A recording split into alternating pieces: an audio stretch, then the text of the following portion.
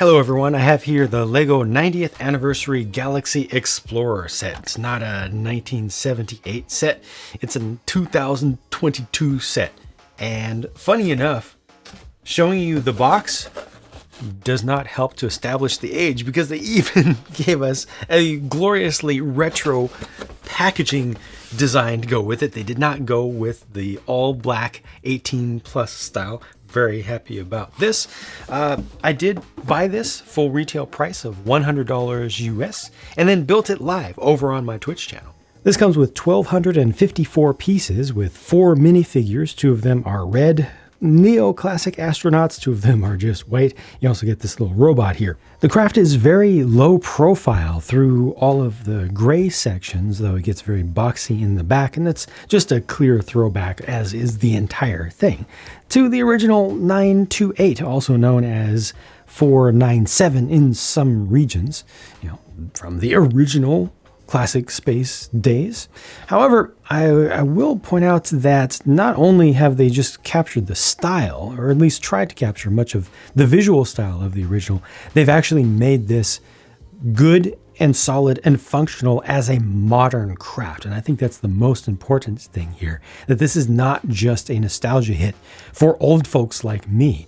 This is something that actually will make a good toy for modern kids and a good collectible for modern AFOLs. The build experience is surprisingly straightforward, at least to me, as someone who has experienced a lot of different builds from the Duplo level all the way up to rather advanced. This didn't feel difficult to put together. Now, it does have some very satisfying assemblies where all these different angles come together, how everything just fits in so nicely with so few gaps and all.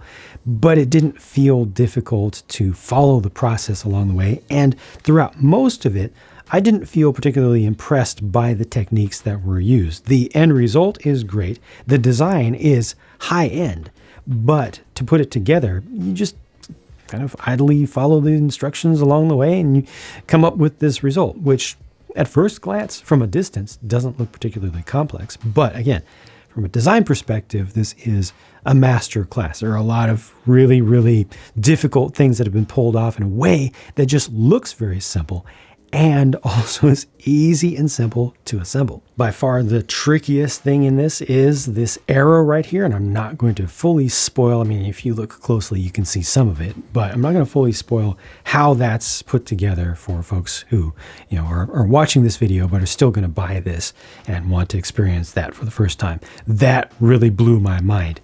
This, on the other hand, is the simplest build. It doesn't even, you can see every single part there. It's 3 buckets and a couple of 1x1 plates around a 1x1 brick with studs on all sides. But it represents a scaled up version of an RCS thruster, reaction control system thruster, just as seen on the old thing. So they've used regular modern pieces to simulate an older, well-known piece, just at a slightly larger scale.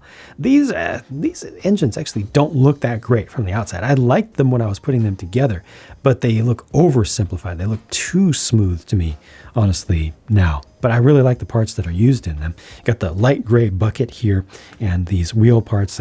There's a bunch of stuff there that's just really useful for custom creations. I like the edge. The edge is nice and consistent around here with the use of the cheese slopes around most of it. You've got these containers here which open to the inside. The containers can actually be accessed. There are things inside of them, but the intention is that they are pass-throughs, so you'd be able to take stuff that you've collected from around a planet's surface maybe and pass it in for laboratory analysis inside, or vice versa, pass tools from the inside to the out. There are no stickers in the set whatsoever, so that's a print there, that's a print right there. You're going to see some really cool prints on the inside as well. Before checking out the interior, I wanted to finish looking at the outside from some different angles, including down low here, where you could really appreciate just how thin so much of this is. Again, it's intended to represent the thickness of a couple plates on the original, I believe it is, on the largest 928 of the family. But look at these struts, though, the landing struts. So first of all, they're there, which is nice. They're also retractable. However, what I like most about them is the fact that they're slightly angled. So the front strut is angled forward a little bit. The rear struts are angled rearward a little bit, which is just really aesthetic to me. You know, it looks sporty. It looks nice. It looks like it's really bracing itself against the ground, but these do fully retract in. They've got some nice little spaces. And as thin as all of this is, they've got some nice spaces in there. They didn't have to rely on some crazy Technic mechanisms to take up most of the interior space. It's really super low profile, but it's strong enough. You got a couple of the VTOL thrusters under here, as well suggested. But you know, that's just so flat and so flush, and this doesn't look terrible from the underside. You know, it's a lot of anti-studs, but it's fairly consistent. You also see some red through there, which I personally don't like a lot, but I think it was intentional. It was a design decision. It's striking how clear the interior is as viewed from the outside, and that's because much of the interior is lined with white. So all the floor there is lined with white. And when I open this up, you'll see that very clearly. Look at that. See it, and it provides a tremendous amount of visual contrast that I think is powerful and really elevates this quite a bit. Now, those are 4 seats, so you can put all 4 of the astronauts included in the set right there alone, not including the rest of the whole thing. This is a brand new exclusive print there, just like this was an exclusive print. This is an exclusive print. That's an exclusive print right there. There's another exclusive print over on the right, which represents the old game Asteroids, and the score is 497, which is that other region or other version of this set. The same thing, just in different regions. It was either 497 or 928. So a couple of combined little references there, and a new print on the left that represents a couple of classic prints put together into just a single 2x2 tile there that's up against the back of the console. And all of this is actually angled, so you see the whole thing has studs at an angle. I forget what exact angle that is. It's the 22.5 or something a little bit more exotic than that. Lights on the sides here. This assembly, how they got these hinge bases in there, that's really clever. And it's just something that you need to experience when building this. Again, not going to spoil it for you right now. Those are prints inside of there. The classic style of 2x2 slope with the bars, the vertical bars on there. I'm going to open up the back section, the back canopy now. This is voluminous. That's a lot of extra space in there. This is set up to accommodate 2 sleeping astronauts or 2 resting astronauts. And the reason that they have that dip there is so that you can put a person in there with their air tanks still on. So you don't need to take the air tanks off of these figures, which is great. It's so rare to be able to just put a figure right in without taking its accessories off. Got another exclusive print right there that's supposed to be a Bionicle reference, unfortunately, well, for better or worse. I personally am tired of seeing Bionicle references if they're not going to bring Bionicle back again, which presently they really shouldn't. It failed miserably the last time, and it also failed in the Bricklink Designer Program. I'm just saying. Stop teasing us. Stop teasing us about it. Appreciate the love for old Bionicle, but stop teasing us. This is a repeat of the forward left print. Again, just so you can see a little bit more clearly, the Bionicle reference there is it's supposed to be an old canister from one of the original sets that they've found on this planet that they're visiting. There's another of that same print, a different print down here on closer to the floor on the table. There you can see the pass-through with the container that's accessible from the outside. So you got another one of those over here. Let me go ahead and open that up now that we're looking at it closely. So just a couple of small accessories in there. And the idea is that they would be able to pass the stuff through that slot. Here's what it looks like on the other side. Another lever that you can pull, use your imagination a little bit. And another exclusive print, although I think that print might be used again, the one that's on the wall with the radar that's showing Blacktron on the horizon. So you gotta watch out for Blacktron. And then finally, coming towards this rear section, that is an airlock. Yeah, a full-on airlock. I really like the build of that.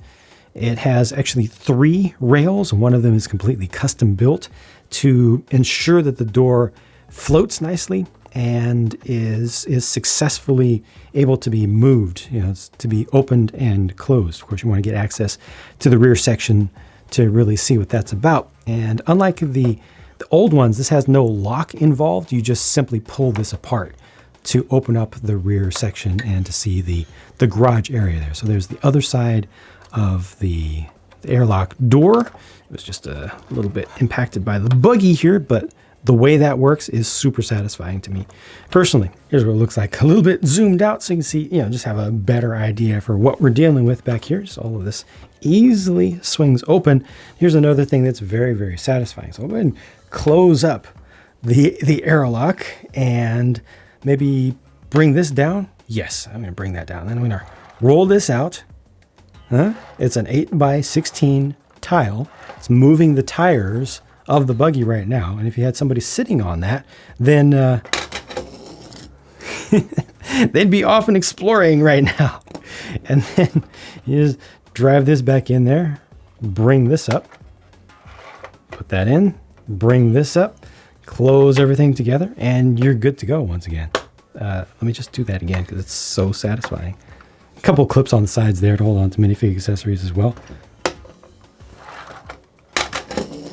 It's so cool. And then this buggy is super simple itself. Not too many pieces, but more pieces than it needs. And I'm thankful for that because they made it look quite accurate to the originals without using the original pieces that don't exist anymore. It uses very much classic inspired parts, classic inspired design methodology.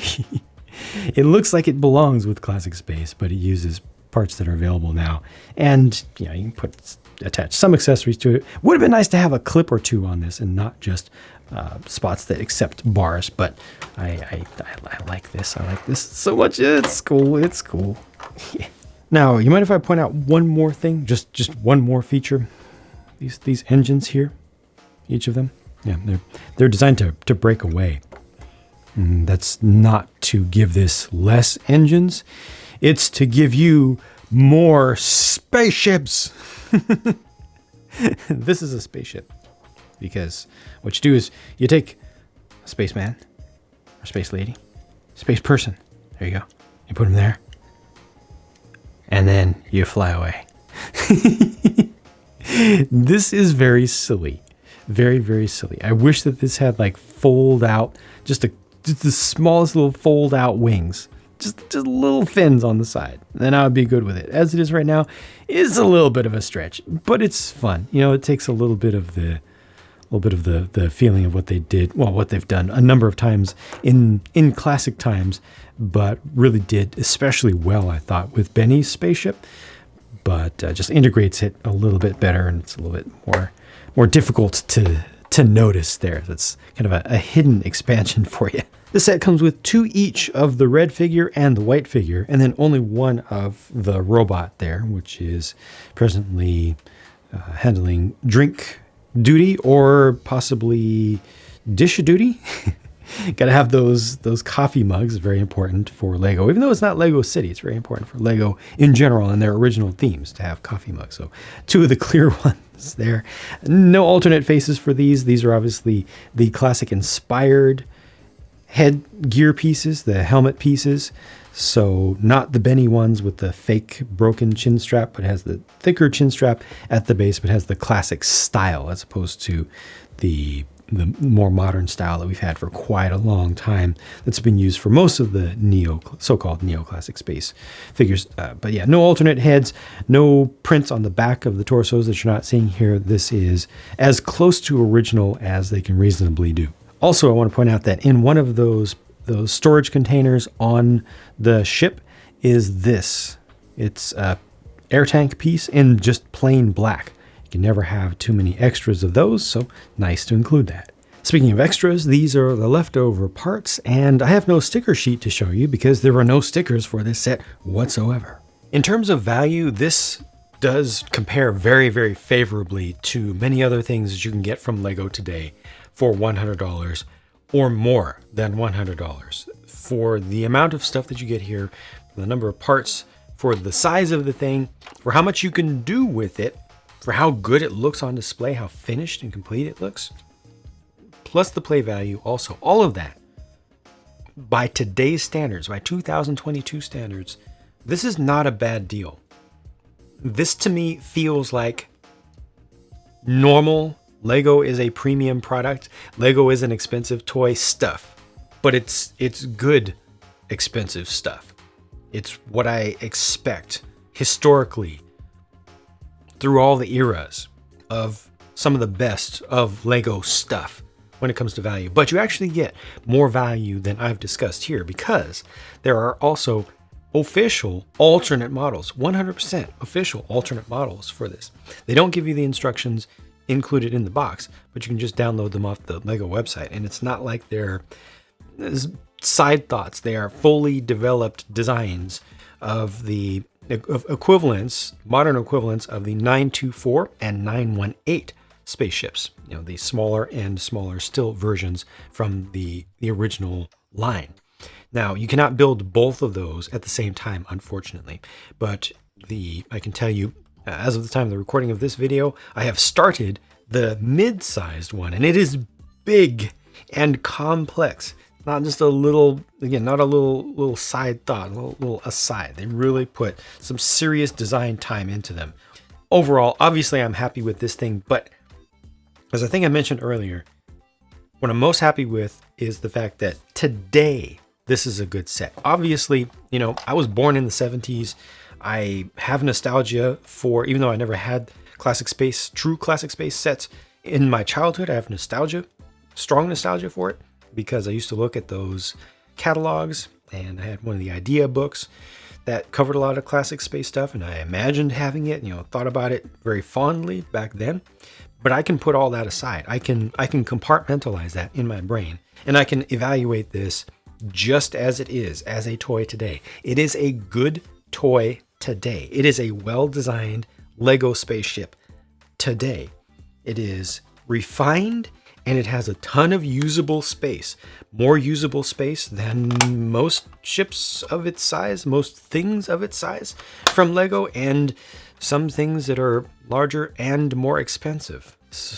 And it's just so fun, some of the stuff that they've done here. And the building techniques, again, mostly easy to put together, but a few things along the way are really surprising and super satisfying, eye-opening, and educational for folks who are into, you know, doing custom stuff and into the build process and the assemblies, you know, as their own things for what they are and for their own value. So yes, I like this. Yes, I feel like it is a respectable value by all means. What could I have asked to be better here? Honestly, not a whole lot. I feel like the engines could be a little bit better detailed. It's better just match to me what I see for level of detail and greebling on this thing. Could come with more different colors of space people, of course, but then if they did, let's say, one each of 4 different colors, would that have been the best way to go? Because then you wouldn't have been able to as easily mass individuals. I don't know. I don't know what is the right answer with that, but I can pretty much only nitpick with this. It's that good. It's that good. Congratulations to the Lego design team, especially the primary designer for this, the graphic designer as well. Good job. The bean counters for not making this a $150 set, which they easily could have. For including no stickers, doing everything with prints. One thing I did not mention is that I think the white prints for this right here, the LL928, could have been stronger. They're a little bit faded. Could have been a little bit stronger. This here is fine. The ones against white are fine, but just this one here, of which there are 2, is a little bit weak. Minifigs are fine. Thank you very much for watching. I hope that you enjoyed this, and I will do separate videos covering the official alternate builds, both of them separate videos for each, as well as possibly some comparison videos in the future, because this is a nice standard for what Lego can do, design-wise, feature-wise, and value-wise. Bye for now.